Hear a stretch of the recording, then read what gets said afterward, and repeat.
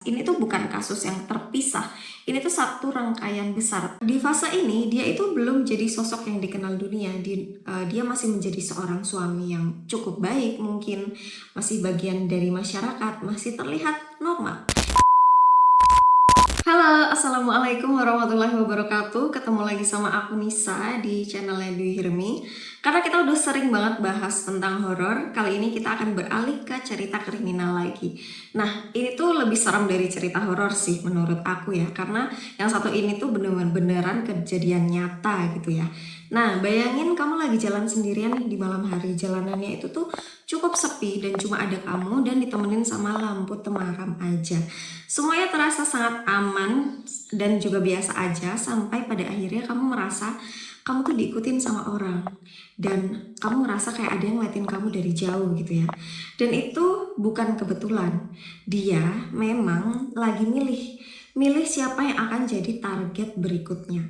Nah, di awal tahun 2000-an di kota Seoul yang sibuk dan juga modern ternyata menyimpan sisi gelap yang tidak banyak diketahui oleh orang-orang. Orang-orang mulai menghilang tanpa jejak, tanpa alasan yang jelas gitu. Dan yang bikin cerita ini jauh lebih mengerikan, pelakunya itu bukan sekedar sosok yang ada di film-film. Dia nyata, dia hidup di tengah-tengah masyarakat, hidup di tengah-tengah kita sebagai orang biasa. Dan gak ada yang curiga sama sekali sama si orang ini. Siapa menurutmu? Nah, sekarang kita bakalan ngebahas tentang Yu Yong Chol. Pasti gak asing lagi kan sama nama Yu Yong Chol ini, terutama bagi yang suka sama Korea. Pasti salah satu orang ini tuh udah gak asing lagi di telinga kalian gitu. Nah, Yu Yong Chol ini percaya kalau apa yang dia lakukan itu tuh benar. Dia punya misi sendiri dengan target yang dia pilih secara spesifik, yaitu lansia dan juga pekerja seks komersial. Bukan acak, tapi karena kebencian yang udah dia simpan cukup lama dalam diam. Dan yang paling mengganggu bukan cuma jumlah korbannya aja, tapi cara dia melihat semua itu. Buat dia, ini bukan kejahatan, tapi ini adalah sebuah pembenaran. Dan selama berbulan-bulan bahkan lebih gak ada yang benar-benar sadar siapa dia sebenarnya. Sampai pada akhirnya satu kesalahan kecil mulai membuka semuanya. Dan dari situlah satu persatu fakta mulai muncul. Ibaratnya sepandai-pandainya tupai melompat pasti akan jatuh juga. Nah, di video ini kita bakalan ngebahas lebih dalam gimana seorang pria yang terlihat biasa aja berubah menjadi salah satu pembunuh berantai paling kejam yang ada di Korea Selatan kala itu, dan gimana dia hampir lolos dari semuanya. Jadi pastikan kamu nonton sampai akhir karena ini tuh ceritanya bener-bener serem banget menurutku ya, karena ya gimana ya, maksudnya ada gitu orang kayak gitu kan. Nah, kita langsung lanjut aja ke pembahasan sebenarnya siapa sih Yu Yong Chol ini. Let's go. Do you hear me? Maukah kamu mendengar ceritaku?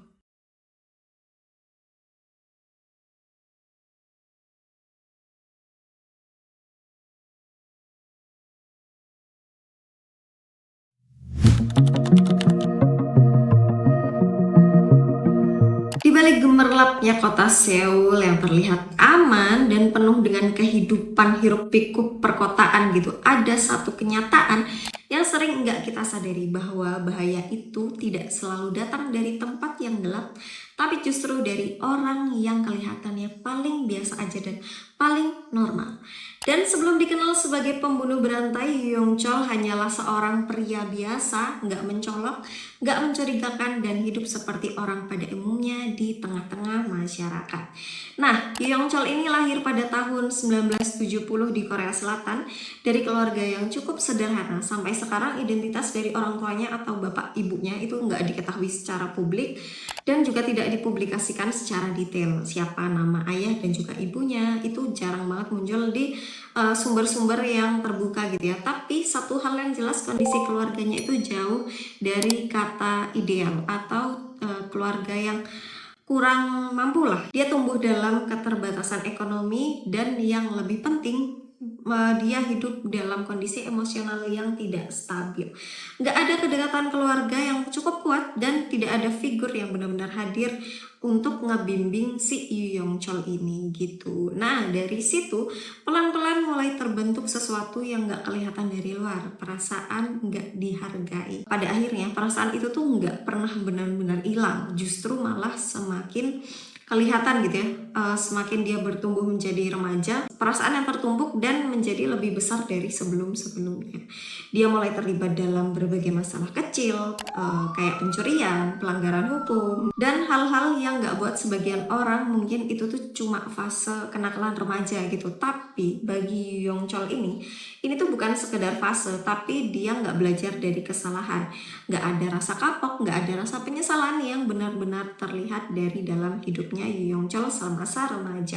Seolah-olah hidup di luar aturan itu tuh jadi sesuatu yang normal gitu buat Yu Yong Chol ini. Dan dari sini polanya itu mulai terbentuk. Masuk ke usia dewasa, Yu Yong Chol sebenarnya sempat mencoba menjalani kehidupan yang cukup normal.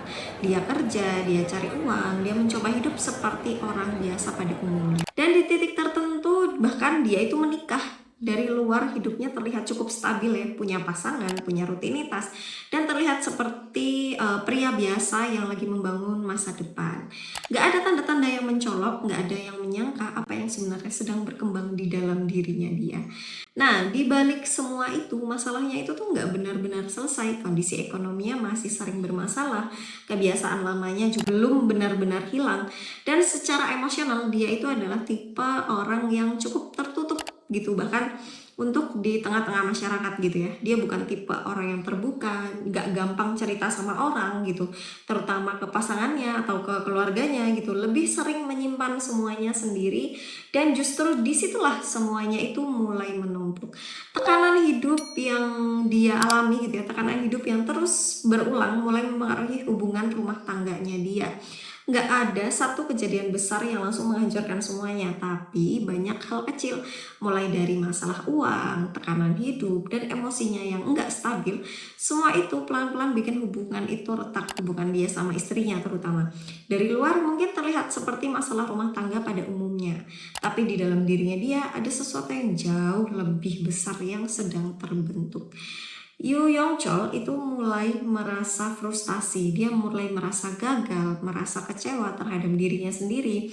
Dan perlahan semua itu berubah menjadi sebuah kemarahan, bukan cuma ke dirinya sendiri tapi juga ke dunia atau ke kayak ke lingkungan yang ada di sekitarnya dia gitu. Di fase ini dia itu belum jadi sosok yang dikenal dunia. Dia masih menjadi seorang suami yang cukup baik, mungkin masih bagian dari masyarakat, masih terlihat normal. Dia masih jalan di jalan yang sama, masih berinteraksi dengan orang lain seperti biasanya, dan nggak ada yang curiga. Tapi di dalam dirinya cara berpikirnya itu mulai berubah. Dia mulai melihat dunia dengan cara yang berbeda, lebih gelap dan juga penuh dengan kecurigaan. Dan yang paling berbahaya, dia mulai menyalahkan keadaan di luar dirinya atau di luar kontrolnya dia atas semua yang terjadi di dalam hidupnya dia. Ini adalah fase yang paling nggak sering terlihat, fase dimana seseorang belum melakukan apa-apa tapi sebenarnya sudah berubah dari dalam. Nah, perasaan gagal yang terus-menerus menumpuk gitu ditambah dengan pengalaman hidupnya dia yang cukup keras mulai membentuk cara pandangnya si Yong Chol ini menjadi cara pandang yang cukup ekstrim. Dia mulai melihat orang lain bukan sebagai individu tapi sebagai bagian dari masalah. Dan dari sinilah batas antara pikiran dan juga tindakan mulai menipis. Yang bikin semuanya makin mengerikan adalah fakta bahwa di fase ini nggak ada tanda besar yang langsung kelihatan. Nggak ada alarm, nggak ada kejadian dramatis. Semuanya terjadi pelan-pelan, diam-diam tanpa disadari oleh orang-orang yang ada di sekitarnya. Dan disinilah poin pentingnya. Yu Yong Chol itu nggak tiba-tiba berubah jadi sosok yang dikenal dunia, itu enggak. Ada prosesnya, ada perjalanannya cukup panjang. Ada perubahan yang terjadi sedikit demi sedikit sampai akhirnya nggak bisa balik lagi. Sebelum semua kejahatan itu terjadi, sebelum namanya dikenal luas, dia hanyalah seseorang yang hidup di tengah masyarakat seperti biasa dan pada umumnya. orang biasa yang terlihat sepenuhnya normal. Dan mungkin itu bagian paling mengerikan dari semua ini, bahwa semuanya itu dimulai dari sesuatu yang terlihat biasa-biasa aja. Dari kehidupan yang kelihatannya normal, dari seseorang yang gak pernah dicurigai, sampai pada akhirnya semua itu berubah menjadi sesuatu yang lebih gelap, lebih mengerikan, dan sangat sadis. Dan di titik ini itulah semuanya benar-benar dimulai. Oke, jadi di bab kali ini kita bakalan ngebahas gimana sih awal mula penghilangan nyawa dari Yu Yongchol itu terjadi gitu. Nah, di tahun 2003, jadi titik awal nih dari semuanya. Di fase ini, Yu Yongchol itu sudah melewati batas-batas yang bukan lagi sekedar menyimpan kebencian. Tapi Yu Yongchol ini mulai mewujudkannya dalam tindakan yang nyata dan real gitu. Target pertamanya itu tuh bukan acak, dia memilih orang-orang kaya, terutama lansia yang tinggal sendiri. Alasannya cukup sederhana, tapi dingin. Mereka dianggap lemah, mudah didekati, dan kecil kemungkinan bisa melawan. Cara yang dia gunakan juga bukan spontan, dia datang dengan rencana. Yu Yongchol menyamar sebagai teknisi atau orang yang menawarkan jasa perbaikan rumah. Dengan tampilan yang meyakinkan dan sikap yang cukup tenang, dia bisa membuat korban membuka pintu sendiri tanpa rasa curiga. Nah, dari situ semuanya berjalan sesuai skenario yang dia inginkan atau dia siapin gitu ya. Begitu masuk ke dalam rumah, serangan dilakukan dengan cepat dan cukup brutal. Tidak ada peringatan, tidak ada kesempatan bagi korban untuk melawan atau menyelamatkan diri. Dalam beberapa kasus, tingkat kekerasannya bahkan menunjukkan bahwa ini bukan sekedar pembunuhan, tapi ada dorongan lain yang lebih dalam, kemarahan yang sudah lama cukup terpendam atau yang sudah lama terpendam. Nah, setelah pembunuhan pertamanya, yang terjadi bukan rasa takut atau rasa penyesalan, tapi justru sebaliknya. Yu Yongchol merasa berhasil, dia merasa mampu, dan dari situ kepercayaan dirinya mulai meningkat. Dan frekuensi kejahatannya juga mulai ikut naik. Dia mulai bergerak lebih rapi, lebih terencana, dan juga lebih efisien. Setiap langkahnya dia pikirkan, setiap targetnya dipilih dengan pertimbangan dan cukup seksama dan tidak lagi mencoba. Dia sudah tahu apa yang bakalan dia lakuin. Namun, yang bikin kasus ini itu semakin sulit buat diungkap gitu ya, adalah perubahan targetnya dia yang secara tiba-tiba. Setelah beberapa waktu, Yu Yongchol mulai beralih untuk membunuh pekerja seks komersial. Ini bukan sekedar perubahan korban, tapi juga perubahan metode. Kalau sebelumnya dia masuk lewat penyamaran, sekarang dia menggunakan pendekatan yang berbeda. Dia memancing korban, dia menghubungi mereka, mengatur pertemuan, dan membuat semuanya terlihat seperti transaksi normal, seperti biasa gitu ya. Setelah itu, korban dibawa ke tempat yang sepi, tempat di mana dia punya kendali penuh. Disitulah semuanya berakhir. Perbedaan latar belakang korban ini membuat semuanya jadi semakin rumit. Di satu sisi ada lansia dari kalangan berada yang dibunuh di rumah mereka sendiri. Di sisi lain ada pekerja seks komersial yang menghilang setelah bertemu dengan kliennya. Secara permukaan, dua jenis kasus ini terlihat tidak ada hubungannya sama sekali gitu ya. Metodenya berbeda, korbannya berbeda, lokasinya pun sangat berbeda. Penyelidikan awal berjalan terpisah. Dalam waktu kurang dari 1 tahun, jumlah korbannya terus bertambah, laporan orang hilangnya juga terus meningkat, kasus kekerasan muncul di berbagai tempat. Tapi tidak ada yang langsung mengarah ke satu pelaku yang sama. Seolah-olah ada lebih dari 1 orang yang terlibat. Padahal kenyataannya semua itu dilakukan oleh 1 orang yang sama dengan 2 pendekatan yang berbeda. Disinilah letak keunggulan dan kengerian dari Yu Yongchol bekerja. Dia mampu menyesuaikan metode sesuai dengan target yang dia pilih. Dia tidak terpaku pada satu pola sehingga sulit dikenali oleh kepolisian atau terutama polisi gitu ya. Tapi di balik semua perbedaan itu sebenarnya ada satu kesamaan, tingkat kekerasan yang tinggi dan juga kontrol penuh atas situasi yang dia lakukan gitu. Itu yang seharusnya menjadi benang merah, tapi butuh waktu sebelum hal itu benar-benar disadari oleh pihak kepolisian. Jadi kayak pihak kepolisian terkecoh gitu loh sama si Yu Yongchol ini. Sementara itu, di luar semua kejadian itu, Yong Chol tetap menjalani hidup seperti biasa. Dia masih berjalan di kota yang sama, masih berinteraksi dengan orang lain seperti laki-laki normal pada umumnya, dan tidak menunjukkan sesuatu yang mencolok. Tidak ada yang menyangka bahwa orang yang terlihat biasa ini adalah pelaku serangkaian dari pembunuhan brutal atau penghilangan nyawa yang cukup brutal. Dan justru disitulah letak bahayanya, dia hidup di dua dunia sekaligus tanpa saling bertabrakan. Semakin lama pola sebenarnya itu mulai terlihat, tapi saat itu jumlah korban itu sudah cukup banyak ya. Polisi itu mulai menyadari bahwa mungkin ada keterkaitan antara beberapa kasus, tapi belum cukup kuat untuk menyimpulkan semuanya berasal dari satu pelaku yang sama. Nah, polisi itu butuh waktu, butuh data, dan satu kesalahan kecil benar-benar mengarah ke Yong Chol ini. Di titik ini Yong Chol itu sudah berubah sepenuhnya. Dia itu nggak lagi ngelihat apa yang dia lakukan sebagai sesuatu yang salah gitu ya. Dalam pikirannya semua itu punya alasan. Dia merasa tindakannya itu bisa dibenarkan, dan karena itulah dia nggak pernah berhenti. Selama dia masih percaya pada pemikirannya sendiri, nggak ada batas yang bisa nahan dia untuk berhenti. Nah, selama beberapa bulan dia bergerak tanpa terdeteksi, nggak ada yang benar-benar menghubungkan semua kasus itu ke satu nama, nggak ada yang tahu siapa dia sebenarnya, dan selama itu juga dia bebas. Sampai pada akhirnya sesuatu yang kecil terjadi, sebuah detail yang awalnya kelihatan sepele, tapi cukup untuk membuka arah penyelidikan yang baru. Dari situlah perlahan semua potongan mulai tersusun. Apa yang sebelumnya terlihat terpisah mulai menunjukkan pola, dan dari situ kebenaran yang selama ini tersembunyi akhirnya mulai ke permukaan.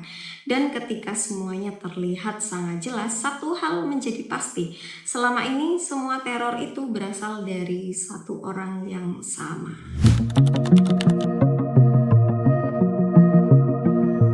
Nah, jadi selama berbulan-bulan itu kan, apa yang dilakukan Yong Chol itu kan nyaris tanpa hambatan ya, kayak ya udah dia menghilangkan nyawa orang sesuka hati dia gitu. Korbannya terus bertambah, tapi tuh nggak ada yang langsung sadar kalau semua ini itu tuh saling berhubungan. Di berbagai sudut Seoul, laporan orang hilang mulai muncul, tapi awalnya semuanya kayak kelihatan ya udah kepisah aja gitu, nggak ada pola yang jelas, nggak ada benang merah yang langsung kelihatan kalau ini tuh dari satu orang yang sama. Nah, justru di situ masalahnya, karena ketika pelaku sengaja pakai cara yang beda dan target yang beda, kasusnya itu jadi jauh lebih sulit dikenali sebagai satu rangkaian yang sama. Awal terbukanya kasus ini itu juga bukan dari satu kejadian besar, tapi dari potongan-potongan kecil yang pelan-pelan mulai disusun oleh pihak kepolisian. Nah, polisi itu mulai sadar kalau dalam periode tertentu ada peningkatan kasus kekerasan terhadap lansia ya, dan juga terutama yang tinggal sendiri. Beberapa korban ditemukan dalam kondisi yang nggak biasa. Ada tanda kekerasan yang cukup ekstrim dan juga bukan sekedar perampokan biasa gitu. Nah, di waktu yang hampir bersamaan muncul juga laporan hilangnya pekerja seks komersial. Tapi karena latar belakang korbannya beda jauh, dua kasus ini awalnya ditangani secara terpisah, nggak ada yang langsung menghubungkan keduanya. Tapi makin lama makin kerasa ada yang mengganjal gitu. Jadi polisi tuh kayak mulai seperti ada yang tidak beres di sini gitu. Nah, di kasus lansia itu tuh nggak ada tanda pembobolan paksa. Artinya pelaku itu tuh masuk dengan cara yang halus. Kemungkinan besar korban sendiri yang membukakan pintu karena percaya sama si pelaku ini gitu. Nah, sementara di kasus pekerja seks komersial, korban terakhir kali terlihat bersama klien yang nggak jelas identitasnya. Nggak ada saksi kuat, nggak ada bukti yang jelas, cuma jejak samar sampai pada akhirnya ada satu detail kecil yang mulai membuka jalan. Apakah itu? Nah, salah satu pekerja seks yang hilang itu tuh sempat memberikan informasi tentang klien terakhirnya. Awalnya kelihatan biasa aja, tapi lama-lama jadi petunjuk yang sangat amat penting. Dari situ, polisi tuh mulai curiga nih. Jangan-jangan ada satu orang yang bergerak di dua dunia berbeda dengan cara yang berbeda juga. Nah, dari sinilah semuanya mulai nyambung, polanya mulai kelihatan, benang merahnya juga mulai kelihatan gitu kan. Pelaku ini cukup fleksibel gitu menurut ke pihak kepolisian.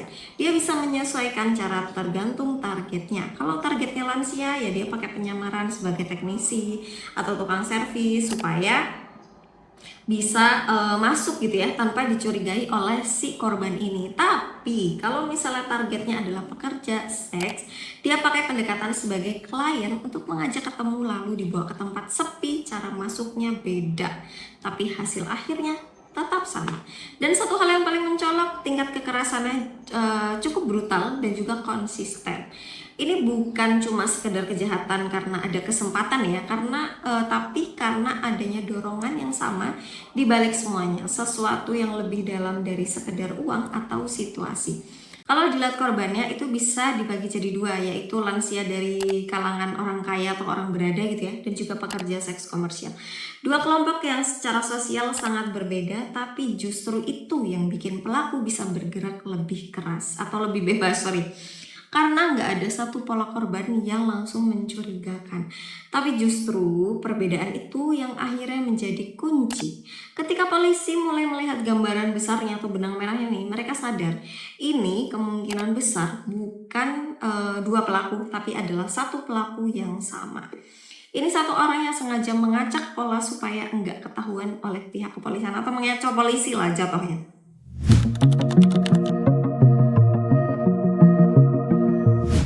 Dari situ fokusnya polisi atau fokus penyelidikannya mulai mengerucut.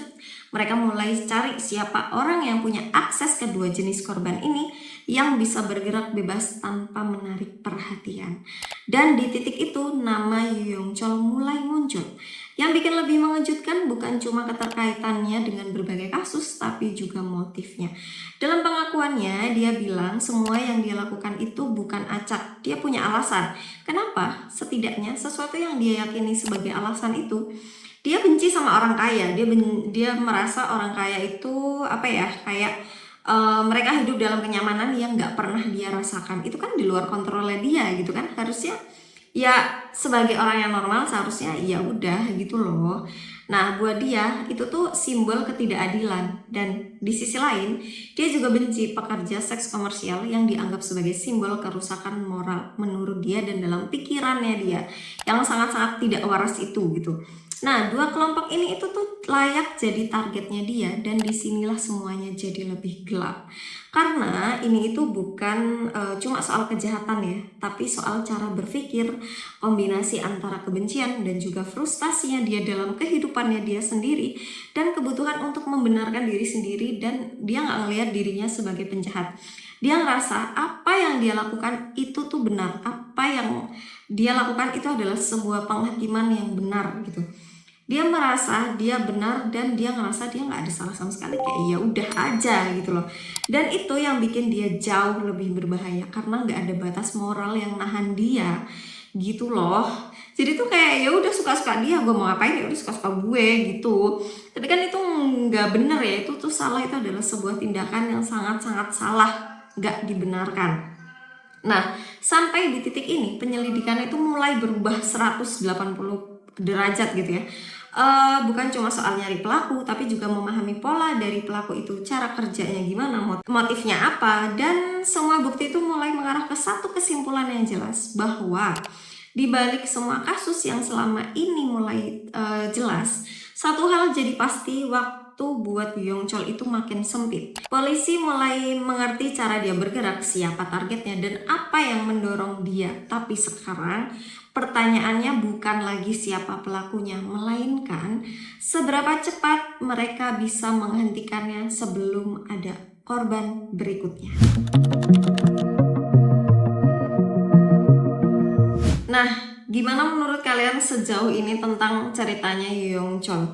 Kalau misalnya aku jelasin detailnya sebenarnya dia ngapain aja gitu, kayaknya bakal ke ini YouTube sih. Jadi kita bakalan ngebahas secara general aja ya. Nah, setelah berbulan-bulan nih bikin ketakutan di Seoul gitu ya, penyelidikan akhirnya mulai mengarah ke satu nama, yaitu Yu Yong Chol, kayak yang udah kita jelasin sebelumnya. Tapi penangkapannya itu bukan karena satu bukti besar yang langsung ngebongkar semuanya, enggak, justru sebaliknya. Semuanya itu berawal dari detail kecil yang hampir kelewat oleh pihak kepolisian. Nah, petunjuk itu datang dari salah satu korban pekerja seks komersial yang sempat ninggalin informasi sebelum menghilang. Dari situ polisi mulai melacak pola komunikasi dan juga pergerakan dari si pelaku ini. Awalnya nama Yu Yong Chol itu cuma jadi salah satu dari banyak ya kemungkinan tersangka yang polisi cari gitu ya. Tapi makin diselidiki, makin kelihatan nih kalau dia itu punya keterkaitan kuat dengan berbagai kasus yang sebelumnya dianggap nggak nyambung. Jadi kayak, oh ini kok kayaknya gini mencurigakan nih orang nih, kayaknya kita harus cari nih orang gitu kan. Nah di tahun 2004 akhirnya Yu Yong Chol itu ketangkep. Dia yang bikin kaget, dia nggak nyangkal, dia malah langsung aku kayak, iya memang aku yang ngehilangin nyawa mereka semua, emang kenapa pak gitu. Dengan santainya dia bilang kayak gitu mungkin ya, tapi karena pengakuannya terdengar terlalu ekstrim dan belum didukung bukti kuat waktu itu ya, di kala itu polisi tuh sempat ragu kayak, emang iya kamu yang ngehilangin nyawanya mereka semua, masa sih, mana coba buktinya kalau misalnya kamu yang menghilangkan nyawa mereka gitu. Bahkan sempat ada momen dimana dia itu dilepas sementara kayak, ya nggak percaya kamu kayaknya bohong deh gitu, kayak ya udahlah udah kamu keluar aja gitu, aku nggak percaya sama kamu gitu. Terus dia ngerasa kayak, kok nggak percaya sih anjay gitu kan. Terus keputusan yang belakangan dianggap sebagai kesalahan yang besar itu nggak lama kemudian dia tuh diamanin lagi. Jadi kayak, sebentar, ini kayaknya dia yang salah nih sama orang ini, kayak kalau misalnya kita tangkap lagi gimana nih gitu kan. Yang nggak lama kemudian ya udah dia diamanin lagi gitu, dan kali ini penyelidikannya itu dilakukan jauh lebih serius. Semua yang dia omongin itu mulai dicek satu persatu, kayak aku tuh kayak gini, aku tuh kayak gitu, aku tuh kayak gini gitu. Tuh semuanya dicek sama polisi satu persatu, lokasinya diperiksa, datanya dicocokin, dan perlahan semuanya mulai nyambung. Puzzle-puzzle-nya itu mulai tersusun rapi gitu ya. Dari situ nggak ada lagi keraguan, mereka bukan cuma nangkep tersangka, tapi adalah pelaku utama dari semua rangkaian penghilangan nyawa atau penghilangan nyawa berantai yang saat itu meresahkan semua warga Seoul gitu. Dari proses interogasi itu, satu hal yang paling jelas, yang paling kelihatan jelas, Yu Yong Chol itu bukan pelaku yang asal-asalan. Dia itu punya pola, dia punya cara kerjanya dia sendiri, dan dia tuh tahu banget apa yang dia lakuin gitu loh. Modusnya sendiri terbagi jadi dua sesuai dengan targetnya gitu ya. Kalau targetnya memang lansia kaya, ya dia pakai penyamaran, dia pura-pura jadi teknisi atau tukang servis supaya bisa masuk ke dalam rumah si korban tanpa dicurigai. Seperti yang sudah aku jelaskan di modus operandinya dia gitu. Serangannya langsung terjadi secara cepat dan brutal, dan memang kelihatan kalau misalnya ini orang itu tuh dendam banget gitu loh. Padahal kalau misalnya dilihat gitu ya, korbannya tuh ya nggak salah apa-apa, maksudnya dia nggak tahu gitu loh dia siapa aja, dia nggak ngerti kan. Nah itu tuh nunjukin kalau misalnya dia itu paham psikologi korbannya itu gimana bikin orang itu percaya sama dia dulu, baru diserang membabi buta sama dia orang ini. Sementara kalau misalnya targetnya pekerja seks komersial itu tuh caranya beda. Dia pakai pendekatan ya dia sebagai klien kayak yang aku jelasin sebelumnya, menghubungin korbannya, atur pertemuannya gimana, lalu bawa ke tempat yang sepi. Di situ dia punya kendali penuh. Metode ini lebih ke manipulasi lah ya, tapi tujuannya sama, bikin korbannya itu nggak berdaya. Terus yang bikin dia berbahaya, dia itu nggak terpaku dengan satu cara, dia cukup fleksibel, dia bisa pakai cara apa aja tergantung targetnya dan juga tergantung apa yang bakalan dia lakuin gitu. Jadi dia bisa ganti metode sesuai dengan situasi gitu loh, dan itu yang bikin dia lama dan nggak ketahuan karena kayak ya polisi mikirnya kayak nggak mungkin sih orang ini gitu loh. Nah di tahap penyelidikan lanjutan, polisi itu tuh mulai nyatuin semua kasus yang sebelumnya terpisah. Laporan orang hilang, lokasi kejadiannya gimana, waktunya gimana, semuanya tuh mulai disusun jadi satu. Dan dari situ akhirnya kelihatan jelas ini tuh bukan kasus yang terpisah. Ini tuh satu rangkaian besar. Pengakuan Yu Yong Chol juga jadi kunci. Tapi nggak langsung dipercaya mentah-mentah. Semua harus dibuktikan. Setiap detailnya itu diuji lab. Setiap lokasinya dicek. Semuanya disusun secara hati-hati gitu ya. Prosesnya lama, rumit, dan butuh ketelitian yang cukup tinggi. Tapi hasilnya mulai kelihatan. Satu persatu potongan puzzle-nya itu mulai menyatu. Dan dari situ polisi itu mulai paham nih cara dia bergerak itu gimana cara dia itu milih korban, gimana dia itu menghindari kecurigaan, dan gimana dia itu bisa melakukan semua ini dalam waktu yang relatif singkat tanpa terdeteksi. Penangkapan Yu Yong Chol itu jadi titik balik besar terutama dalam dunia kepolisian gitu ya. Bukan cuma karena pelakunya berhasil ditangkap, tapi karena akhirnya semua kasus yang tadinya terpecah bisa dilihat sebagai satu kesatuan yang utuh, semuanya itu akhirnya masuk akal. Dan yang tadinya masyarakat itu mulai takut mungkin jadi mulai agak lega gitu ya, karena pelakunya itu udah ketangkap. Oke, tapi tetap ada pertanyaan yang cukup besar nih. Gimana sih sebenarnya dia bisa lolos selama itu gitu ya?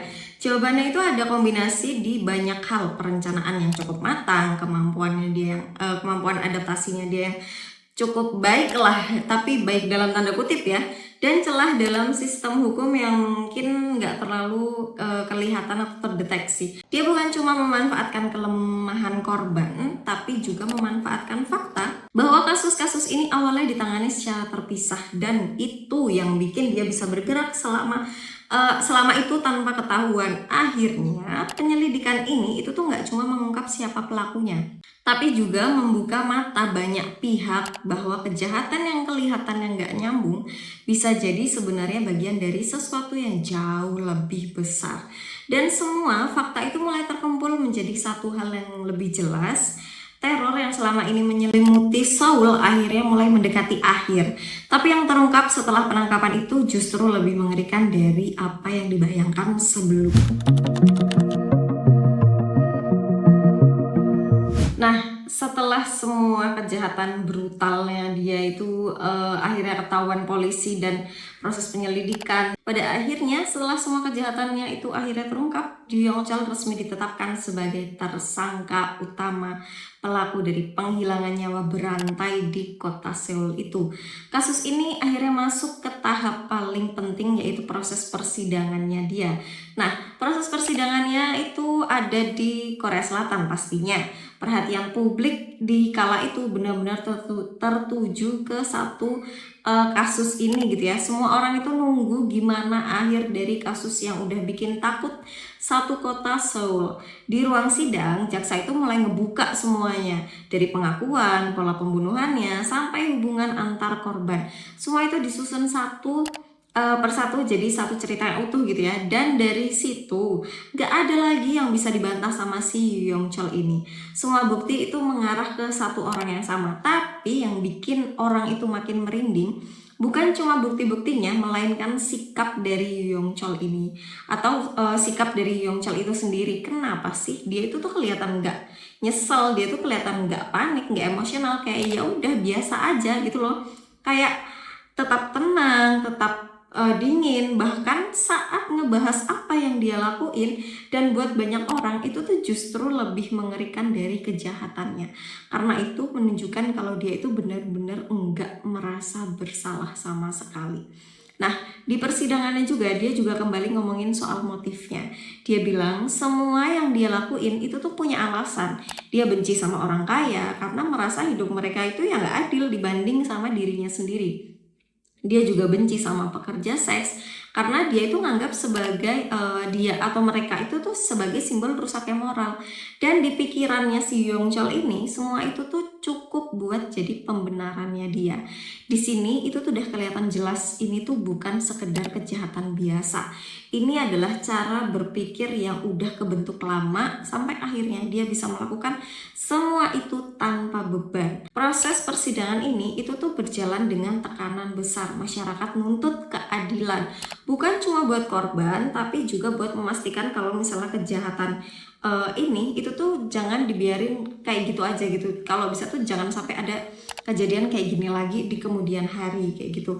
Karena kasus ini itu tuh bukan kasus biasa ya. Ini tuh kasus yang menunjukkan kalau misalnya bahaya itu bisa datang dari yang nggak pernah dicurigai sebelumnya kayak gitu kan. Dan akhirnya keputusan dijatuhkan, Ju Yong-chol dinyatakan bersalah atas serangkaian pembunuhan yang dia lakukan sebelumnya. Vonisnya adalah hukuman mati atau hukuman paling tinggi di Seoul gitu ya. Ini adalah hukuman paling berat dan jadi tanda kalau misalnya negara itu menganggap kejahatan ini menjadi benar-benar di luar batas. Tapi setauku di Korea Selatan itu tuh hukuman mati itu tuh nggak langsung dilaksanakan ya, atau misalnya sekarang tuh nggak ada hukuman mati karena kayak udah diganti gitu. Jadi hukumannya kayak seumur hidup gitu loh. Jadi kayak hukuman seumur hidup dan kayak tidak ada banding lagi buat dia. Jadi meskipun dia udah divonis, dia tetap ngejalanin masa tahanan sambil nunggu keputusan lebih lanjut. Walaupun gitu, buat banyak orang, vonis ini tuh udah cukup jadi simbol keadilan yang akhirnya ditegakkan. Tapi kalau kita lihat lebih dalam, kasus ini tuh bukan cuma soal pelaku dan hukuman. Ini tuh tentang sesuatu yang lebih besar, tentang bagaimana kebencian yang dipendam lama itu bisa berubah jadi sesuatu yang sangat berbahaya, tentang bagaimana seseorang itu bisa hidup di tengah masyarakat kelihatan normal, tapi sebenarnya menyimpan sisi gelap yang enggak pernah terbayangkan. Dan yang paling penting, tentang bagaimana kejahatan itu bisa tersembunyi di tempat yang paling biasa atau yang paling normal gitu. Di balik semua ini, ada korban-korban yang gak boleh dilupakan. Orang-orang yang kehilangan nyawa, keluarga yang kehilangan kerabat dekat, dan luka yang gak pernah benar-benar hilang. Karena pada akhirnya, ini tuh bukan cuma cerita tentang pelaku aja, tapi juga tentang dampak yang si pelaku itu tinggalkan. Dan mungkin dari semua ini, ada satu pertanyaan yang gak pernah benar-benar bisa dijawab. Apa kita tuh benar-benar mengenali seseorang sebelum semuanya itu terlambat? Karena kadang bahaya itu tuh nggak datang dengan tanda yang jelas.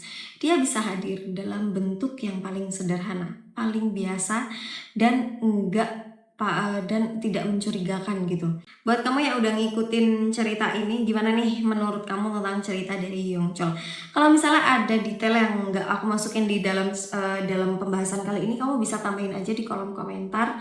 Dan menurut kamu gimana sih sebenarnya? Kalau misalnya dari sisi psikologi sih udah bisa dipastikan bahwa si Yu Yongchol ini adalah seorang psikopat ya, yang emang dia tuh udah punya ciri-ciri psikopat gitu loh, dari mulai dia kecil sampai akhirnya dia dewasa kayak gitu. Nah, buat kamu yang udah ngikutin cerita ini sampai akhir, terima kasih banyak. Kalau kamu suka konten kayak gini yang kisah nyata, kriminal, misteri yang gelap dan jarang banget dibahas, jangan lupa untuk support kita, untuk subscribe, like, share ke media sosial yang kamu punya, agar kita bisa dan share ke teman-teman kamu, karena masih banyak cerita lain yang bakal kita bahas.